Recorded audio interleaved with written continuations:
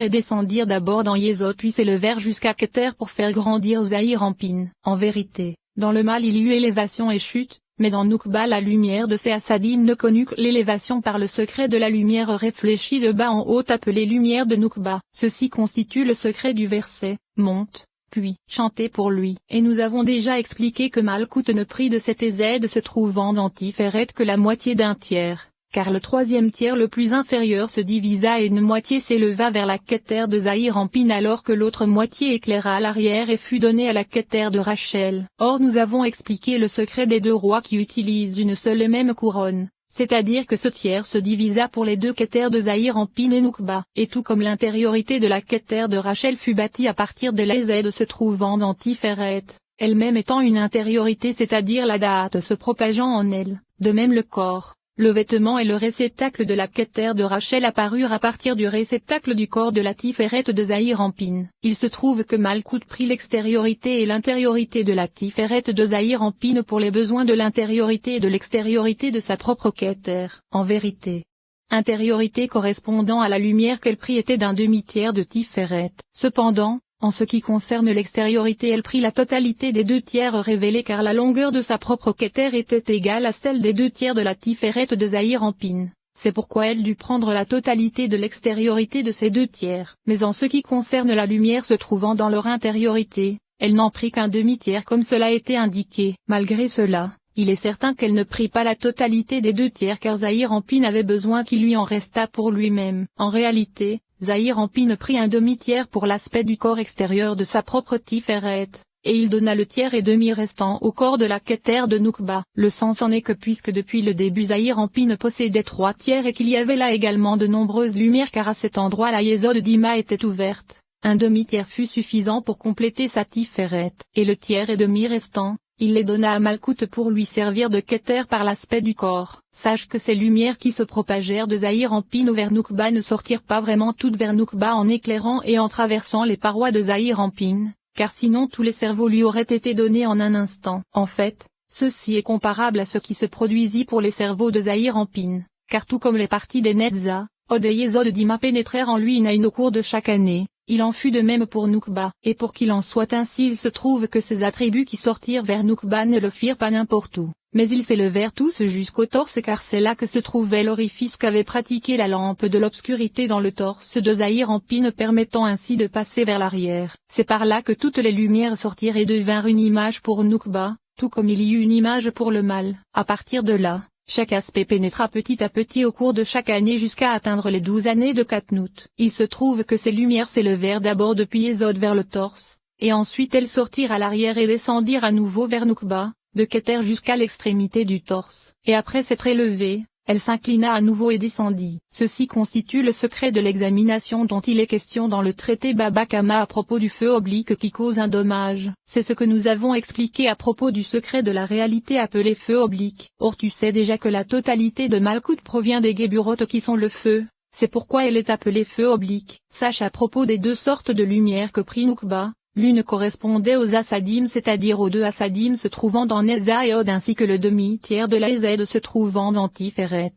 Et la seconde correspondait aux lumières des 5 Geburot. En vérité, les Assadim ne se mélangent jamais car au début ce furent les Assadim qui se propagèrent jusqu'à la fin, puis ce furent les Geburot qui sortirent. Ainsi, le principe des Geburot que Malkout prit ne se trouvait que sur son axe centré car elle les prit de la Tiferet de Zahir-Anpin qui correspondait à son propre axe central. En vérité, c'est sur ces deux axes qu'elle prit les Assadim. Le sujet en est que la Ézède se trouvant dans la Netza de Zahir-Anpin se divisa en 3 parties, un tiers fut donné à la Hokma de Noukba, le deuxième tiers à sa Ézède, et le troisième tiers à sa Netza. De la même façon la Ézède se trouvant dans la Hod de Zahir-Anpin se divisa en 3 tiers pour les 3 séphirotes de l'axe gauche de Noukba, c'est-à-dire Bina, Jevur et Hod. Et un demi-tiers de la Ézède de la Tiferet de Zahir-Anpin fut donné à la Keter, de Noukba.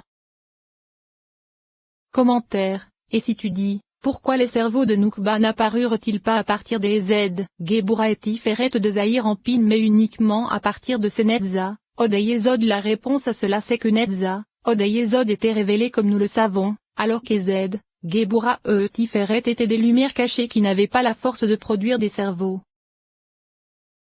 il se trouve que les Assadim que Noukba prit à Zahir-en-Pin se propagèrent sur tout l'axe de droite et tout l'axe de gauche. Cependant, sur l'axe central aucune Ézède ne se propagea, sauf dans sa Keter, et Da'at, Tiferet, Yesod et Malkout restèrent sans aucune Ézède. Ainsi, nous avons déjà expliqué qu'au début la totalité des Assadim pénétra dans Noukba, et c'est seulement lorsqu'il n'y eut plus aucune Ézède pour y pénétrer que les Géburotes pénétrèrent à leur tour. Il se trouve qu'au début ce furent les deux axes, droit et gauche, de Noukba qui apparurent, et ensuite ce fut le tour de l'axe central. Nous allons maintenant expliquer la durée des 12 années et un jour de Katnout. Au début, ce fut la partie inférieure de Netza qui pénétra, première année. Puis ce fut le tour de la partie inférieure de Hod, 2 années. Ensuite il fallut 2 années pour leurs deux parties centrales, et encore 2 autres années pour leur partie supérieure. Nous obtenons donc 6 années, et au cours de ces 6 années les deux axes droit et gauche de Noukba furent achevés. Il fallut ensuite une autre année pour la descente du demi-tiers se trouvant dans Keter,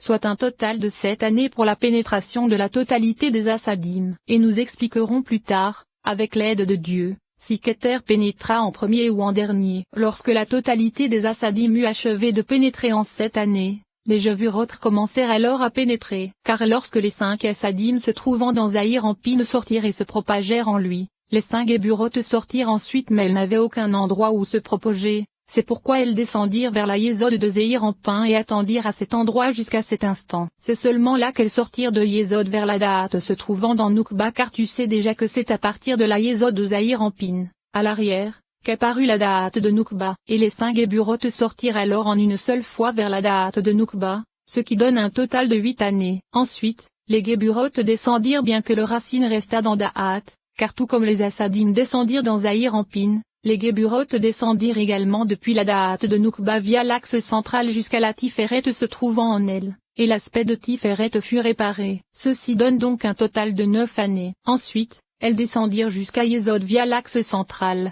Or nous avons déjà expliqué à propos de Zahir-en-Pin que la descente des Assadim de Tiferet vers Yesod ne demanda pas de temps car les parois s'achevaient et elles purent descendre en un instant. Et ici aussi les Géburotes sortirent de Tiferet et descendirent vers Yesod en un instant, car cela ne demanda pas de temps. En effet, tout comme dans Zahir-en-Pin il existe un côté caché et un côté révélé à cause de la Yesod d'Ima se trouvant en lui. De même il existe dans la Tiferet de Noukba un côté caché et un côté révélé à cause de la Yesod de Zahir-en-Pin qui se trouve en face. Sauf qu'en ce qui concerne Zahir-en-Pin, elle se trouve précisément en lui, alors que dans Noukba elle se trouve face à son dos. C'est-à-dire que ce qui faisait face à la Yesod de Zahir-en-Pin était également appelé dans la Tiferet de Noukba lumière cachée. En effet, nous avons déjà expliqué que lorsque la lumière sortit, son vêtement sortit également avec elle. Il se trouve que lorsque la lumière de Yesod traversa et pénétra dans la Tiferet de Noukba, son vêtement sortit aussi vers la Tiferet de Noukba et il revêtit là cette lumière,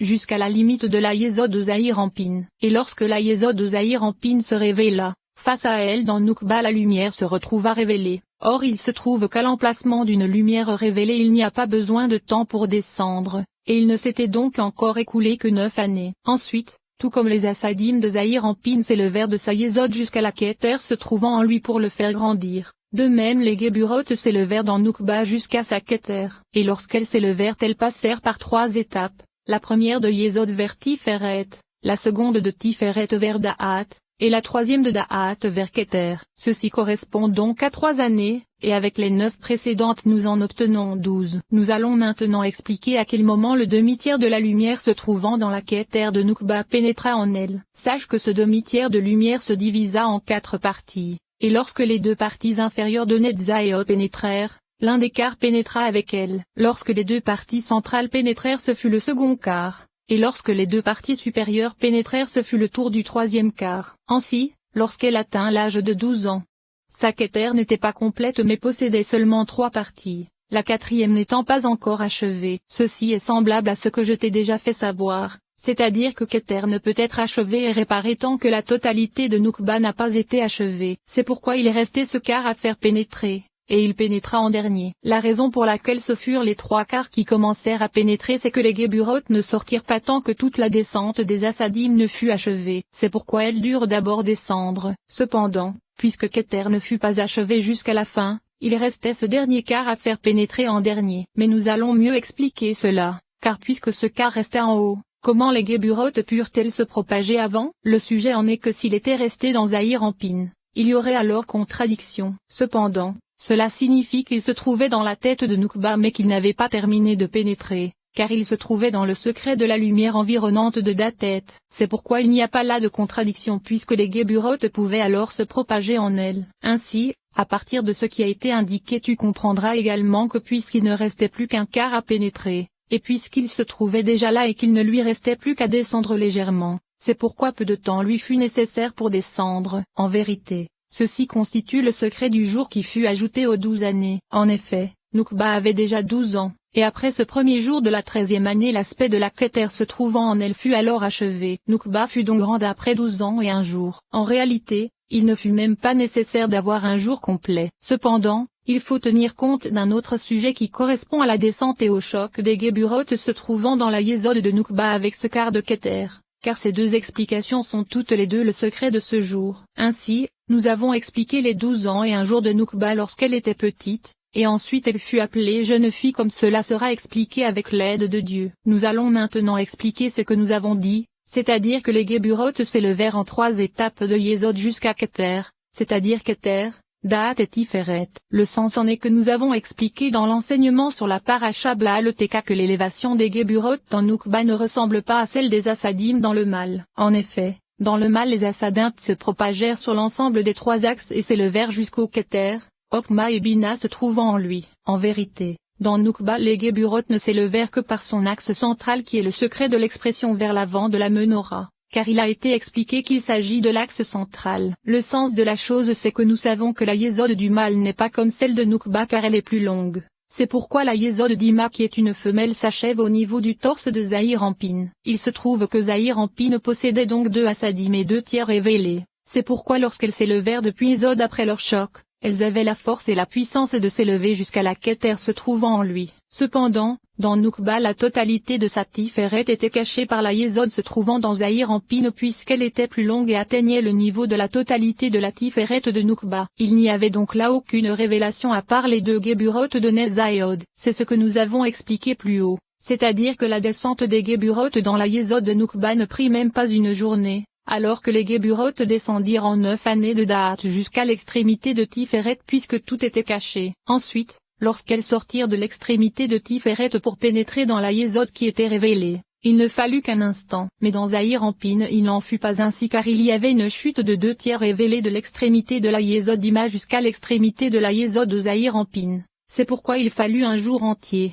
ce qui ne fut pas le cas chez Noukba. Mais revenons à notre sujet, car dans Noukba seules 2 Géburotes étaient révélées. Ainsi, si elles s'étaient propagées et s'étaient élevées sur l'ensemble des 3 axes, elle n'aurait pas eu la force de s'élever jusqu'à la Keter se trouvant en elle. Or elle devait s'élever jusque-là parce que Keter ne possédait qu'un demi-tiers de lumière comme cela était indiqué. La clarté des Géburotes était donc nécessaire. C'est pourquoi elles ne s'élevèrent que sur l'axe central. Nous allons maintenant expliquer ce qu'il est dit plus haut, c'est-à-dire que Noukba prit un demi-tiers de la lumière de la Tiferet de Zahir-en-Pine, alors qu'elle prit un tiers et demi du corps et du vêtement de Tiferet. L'explication en est qu'il s'agissait de 2 tiers du corps, et ils se divisèrent en 4 moitiés dont l'une alla à la Tiferet de Zahir-en-Pine elle-même. Il resta donc 3 moitiés correspondant à un tiers et demi pour Noukba, un demi-tiers pour sa Keter, un demi-tiers pour sa Daat, et un demi-tiers pour sa Tiferet. Grâce à cela tu comprendras ce que nos maîtres de mémoire bénis ont dit, et tu comprendras comment à partir de la lumière de la Tiferet de Zahir-en-Pine apparurent 2 Keter,